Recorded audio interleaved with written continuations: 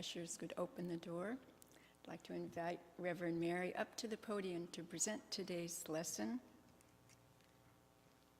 Let life expand. There you go. Good morning. You know, our center is getting ready to expand. I don't know if you knew that. I'm sure most of you did. We've been looking for new ministerial candidates to be our senior pastor. And yesterday, the board and the search team and ministers and practitioners had a meet and greet with one of the candidates, and also did this about 2 or 3 weeks ago with the other candidate. And we are so thrilled because whatever the congregation chooses, either one of the two, both dramatically different, we're going to be happy.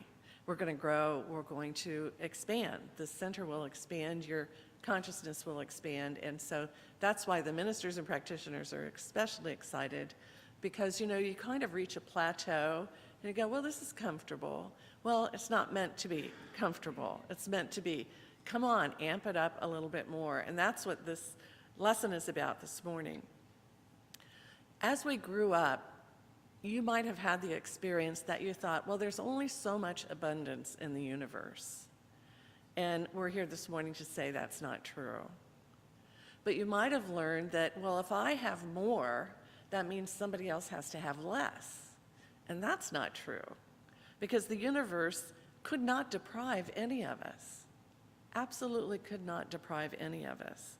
You know, if you look at the grains of sand on all the beaches in the world and the stars in the sky that Hubble telescope seems to find billions and billions more of, you can really get the feeling of the limitlessness of the universe created by infinite intelligence. But somehow we get it mixed up that there's only so much. Maybe it's when we view the earth as one entity. We say, well, if I have more, you have less. But in the infinite intelligence of the universe, that is impossible. Scientists use the laws of nature, and they know that the laws of nature are never deprived. I was thinking of a 10-story building and standing on top of a building with bowling balls, and if I dropped bowling balls from the top of a 10-story building, would gravity work for some of them but not for others? I was thinking it must have been a Bruce Willis movie, you know, where you drop a bowling ball and it goes that way, or it breaks a window, or it flies over your head. It can't happen. It's a law of the universe. It's a law of science that bowling balls always fall down, just like most everything else, because the science behind it is a law that always works. It just doesn't work sometimes. So that's what we're dealing with here spiritually also. We're dealing with spiritual laws that always work the same every time, but it's our thought about them that changes. Either there's enough or there's not. When I was a child, and when we were all children, we learned a little bit about abundance, especially in our age group. I know my mother, I did not realize how difficult it was for her to raise 2 children on a very meager salary back in the 650s. And for my brother and I, we didn't know any lack because we didn't know any difference. We had nothing else to compare it to because everybody in the neighborhood was having the same issue. But every summer, she let us get a little chocolate milk from the milkman and a little cake from the bread man, and I swear it had to be Hostess Twinkies all the time. But during the summer, she'd let us do that. And I remember later she said, I never knew how I was going to pay for that. But that was the only extra thing I could afford to give you. And so when I grew older, I thought, this is what abundance looks like. Hostess Twinkies and chocolate milk. No, not really. But it stuck with me because that was our thrill for the year, to have those during the summer. So our picture of abundance was in a box, basically. This is what abundance looks like. Well, then we all grow up and we become teenagers and go to work and start taking care of ourselves. And we're still in that box unless something has really pushed us out of that. So we can carry that level of abundance with us for a long time.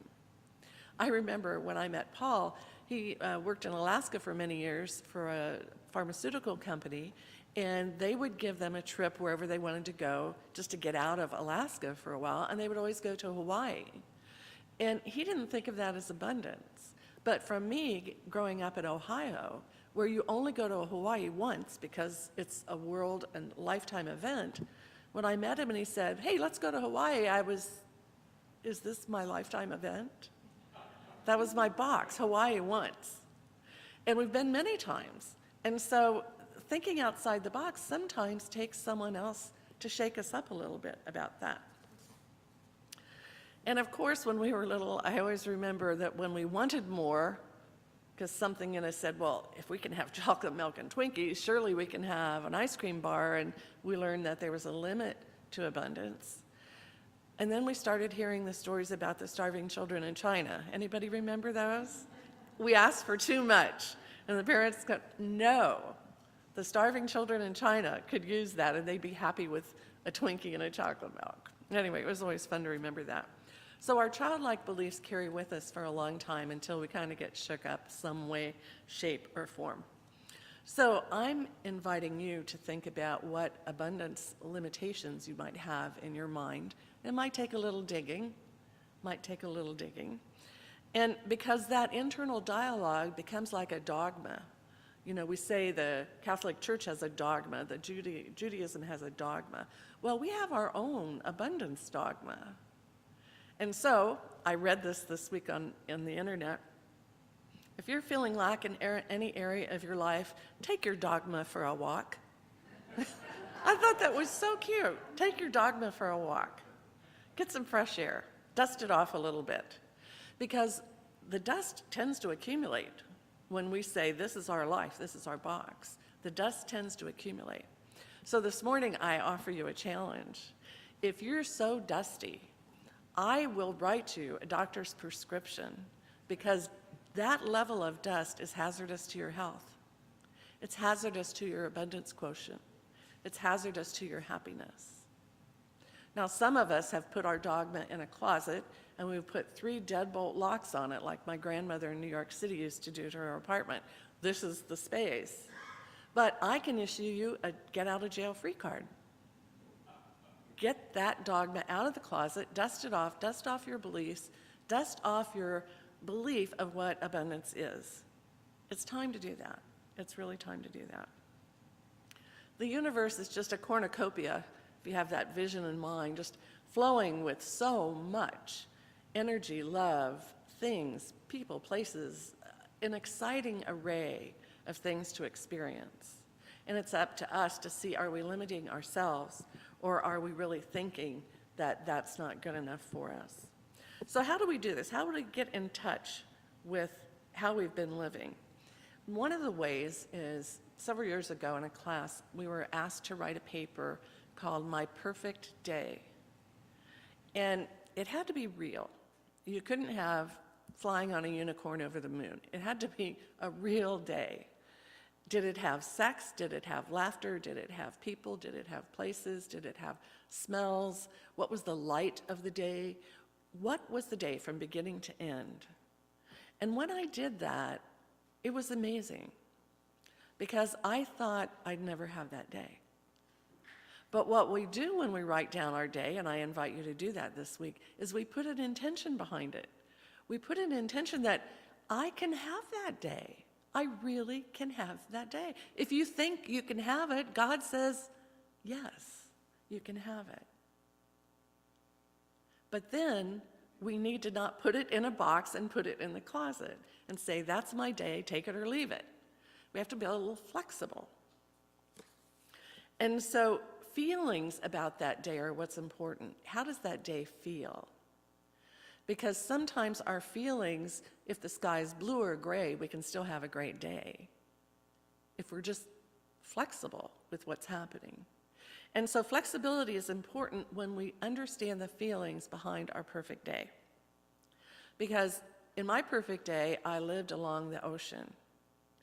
But I live along a lake, and I love living on a lake. And I see the mountains that I wouldn't see at the ocean. I see the sunrise that I wouldn't see on the West Coast ocean. I see birds, I see ducks. I live on a lake, and I wake up in the morning and I see Mount Lassen and I go, another perfect day.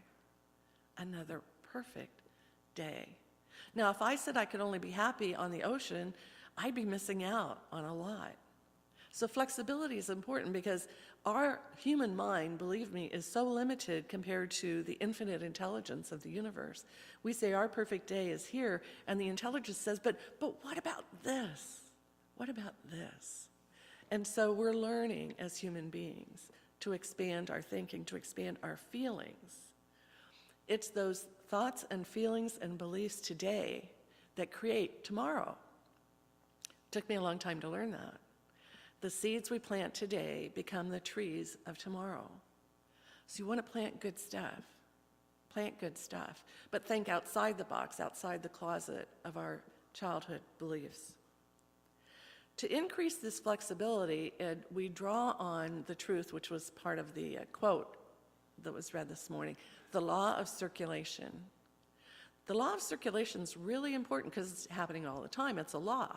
It's a law. It's always in action. And the law of circulation states that in the universe, all energy is continuing to flow at all times, but it's also expanding. Energy is flowing, but it's expanding. So the question is, where is your energy? Where is your energy this afternoon when it's 110?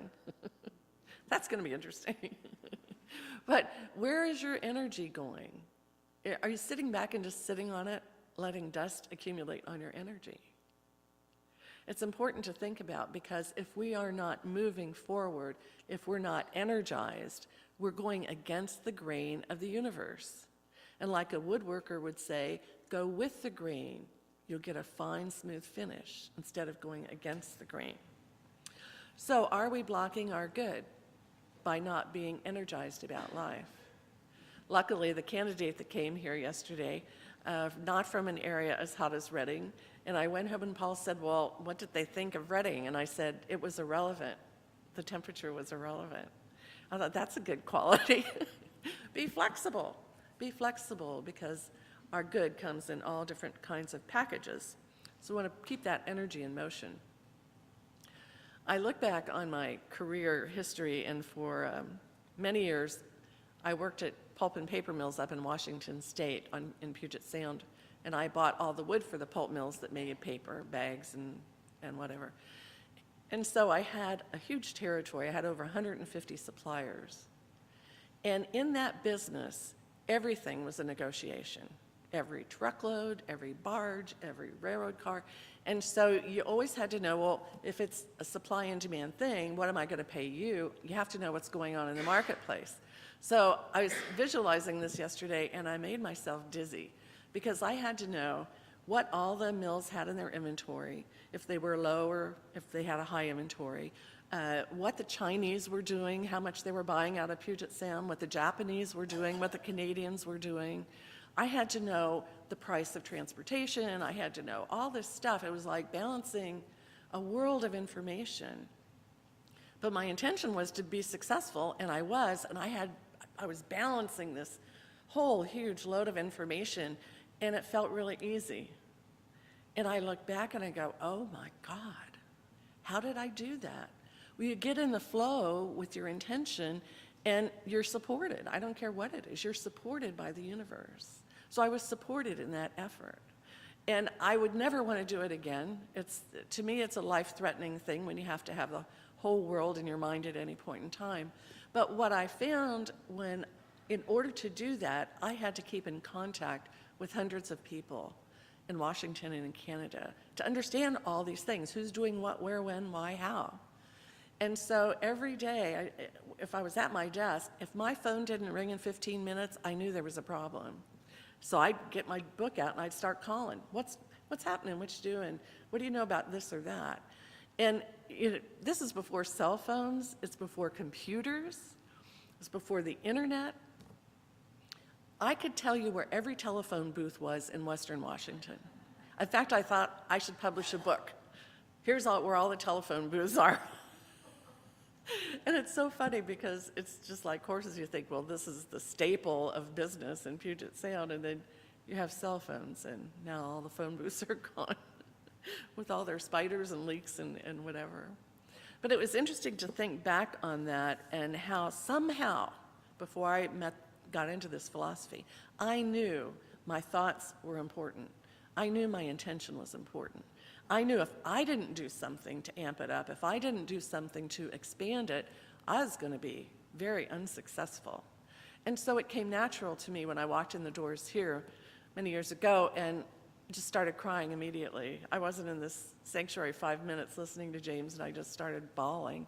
It's like I came home because everything I intuitively knew, I didn't realize there are laws to this. There's cause and effect to this. That now I can consciously expand my life, expand my experience. I can consciously choose to do that, which is why classes are so important. So I Googled law of circulation. Google's my best friend. And what came up was a lot of advice. Now, we don't like to give a lot of advice because you should know what is right for you to do. But some of the advice for the law of circulation is describe the life that you'd like to live. My perfect day. My perfect day. Identify the traits and the qualities that would make that happen. Develop them more and give more time to this because nothing advances if we're sitting still on it. That's a good visual. Nothing advances if we're sitting still. So give your time and energy to that. And resolve unfinished business. Now that's a good one. What unfinished business is dragging along in our mind or full of dust in the closet that we haven't let go of. That's all good information, but it doesn't tell the whole story because it's God's desire for self-expression that created all of this. God's desire for self-expression. You are a creation of that, for self-expression. So are you sitting on it or expanding it? Good question. So we are God's personality. And that feels a little scary. It can feel scary. It can feel weird. It can feel impossible. But it's not impossible. Because our lives are temporary. These bodies are temporary. The earth is temporary. But our soul is not. Our soul is that divine connection to God, infinite intelligence. And so we're part of it. That's why we say God responds to us directly, personally, because we are part of it. And it's our human mind that's just a little slow in catching up. But that's what we're here to do. So Ernest Holmes says, we are individualized centers of God consciousness connected to a universe that is limitless in creativity. We are God-centered centers of God consciousness connected to a universe of limitless creativity. That's why it can be so exciting to wake up every morning. We have practitioners here at our center, practitioner Big P, because you have to take all these classes, you have to take an oral exam, a written exam, you have to heal 3 people and get letters of demonstration, and then you get a license and you're a professional practitioner. But it's not limited to just those people who go through that process. You are a practitioner of this philosophy if you choose to, and I encourage you to. If you use your mind to determine where you are in life and the areas that are pushing you to be more, have more, do more, see more, understand more, if you use your mind to move forward and expand in those ways, you will be in awe what the universe presents to you. It's a law. It's the law of circulation, the law of cause and effect. The intention behind everything we do is so important because that's how it will show up in our life. So you have the capacity, and yet it's a skill, it's an art that is learned. That's why we have classes. And I know every time we start a new class and we get Creative Thought magazine out, and I say, there's a formula here to these prayers. Somebody will say, well, why didn't you tell me that? I didn't know why it was written this way. Why is it written in this format? Because it's a process and it's a formula that has been found to work more effectively than anything else. So there's a lot to learn about this. In the law of circulation, one of the opportunities for you to expand is joining one of our SEVA teams, selfless service to God, running the vacuum cleaner with love, working in the kitchen with love, helping in the social hall with love, helping in the office with love, Just sharing that part of your energy in this center, because when these candidates came here, they said, you know, all I can feel is love. And we went, yeah, yeah. If you aren't part of that, please, I encourage you, for the law of circulation, for the abundance and the goodness in your life, to be part of that. That could include the choir. It could, so many different ways. In fact, the people that work in the social hall, volunteer in the social hall, they bring the food that you get to eat. The church doesn't provide it. And so they bring their own food and offer it with love. And they said, you know, if anybody wants to help, just come in and say, how can I help today? Maybe I can help wash dishes. Maybe I can help clean up. Maybe I can help refill dishes or something. How can I help? It's a great way to approach the law of circulation here. Our Shoes for Souls program is really successful. It's Shoes for the Homeless. And I can't tell you how grateful they are. And there's a whole other group of people that cook food for them at the same time, and it's a whole team here, and we call that Food for Hope. They are so grateful. And I don't think it's so grateful that we're doing it, but they're so grateful that we're so happy. They go, God, you guys are really happy, and we're joking with them, we're having fun with them. Last Monday, I'm working with all the shoes and all the people, and there are 2 homeless people leaning up against a car, and for 45 minutes they did nothing but watch us. I think they wanted to see if we were real. And we were very real. And we're cutting jokes and we're having a good time. It just made them feel so appreciated. And one gal came and she said, everything was stolen from me last night, so I'm hoping I can find shoes and some socks and some other things that were over near the food booth. And we helped her, and she came back to get hugs 2 or 3 times. It was like, I've never seen this kind of kindness. I see people giving because they think it makes them feel good, but I haven't seen people giving because they're just having fun doing it. It makes all the difference. We're doing it because we really enjoy it, and we know it brings happiness to their lives. So that's the law of circulation, and it comes back to me in various ways. And everyone that's on the search team right now, it's coming back to us with candidates that are just so beautiful and perfect for this center. It's going to be challenging to see how the vote comes out next in August. So I encourage you to practice up your practitioner work in your own life. If you need help, come and see us. Take a class. There's all these things to do to understand how to circulate more energy and stimulate happiness, joy, peace, all these things in life. When it comes to classes, sometimes people say, well, I can't afford them. Well, we have scholarships. We say, I don't know if I'm good enough. I don't know if I can learn all this. Believe me, the infinite intelligence of the universe has brought you here because, yes, you can. So don't let money or a feeling of unworthiness or anything stop you from learning about these laws and how to use them, because that's what they're there for. If we didn't use the law of gravity, wouldn't it be funny if we didn't even count on the law of gravity? Now, as I get older, I'm shocked at the law of gravity. But hey, it's created by God. What can I say, you know? It's so funny. So the more you penetrate these invisible laws, the more you find. And it's so interesting. It's like when I was back at the pulp mills and I was making all these calls every day, to me it was like turning over stones. Keep turning, keep turning, keep turning. There's something I can use. Keep turning, keep turning, keep turning. It's just something that has been carried with me for a long time.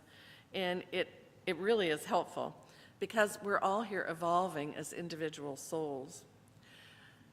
There's a workshop coming up on financials, how to invest properly with Deb Black. That'll be in August. And what we invite you at the center to do is share your time, your talent, and your treasure. But this morning I want to say, if you really want to invest, the best investment in the world for your time and talent and treasure is in yourself. It's in yourself. It's so important. You're worthy of your investment. You're worthy of being a great practitioner in your life. You're worthy of expanding in so many areas. love, joy, happiness, all these things are yours. And so I invite you to let your life expand consciously, with intention. And we'll do a treatment for that, which is our form of affirmative prayer for the new person here this morning. We know the truth that there is only one infinite intelligence that we can call God, our higher power, big sweetie, whatever feels good and comfortable to us. Because this presence is as close as our breath. It's within us, it's around us, it surrounds us. We are swimming in this energy. And so if we want to go with the grain in a greater way, it takes investment in ourselves, investment in areas we may not have been too comfortable with previously. But now when we see that it's a cornucopia of gifts throughout this world in every area of our life, we now are paying much closer attention. We're here to embrace the gifts we've been given, and each one of us is a gift. We meditated on that earlier, our special, unique gift in this world. And it's not going to expand unless we expand it. So today, my intention for myself and for you is to find the right and perfect way to expand whatever it is that you would like to give more of to life. Your neighbors, your friends, the world's consciousness awaits your intention. It is the consciousness of every person that will change the whole world. So we're headed towards the tipping point of love, of peace, of joy. So we contribute to it actively from this point forward, knowing our good is automatically returning. We don't have to worry about it. It's the law, and it's the truth, and so it is.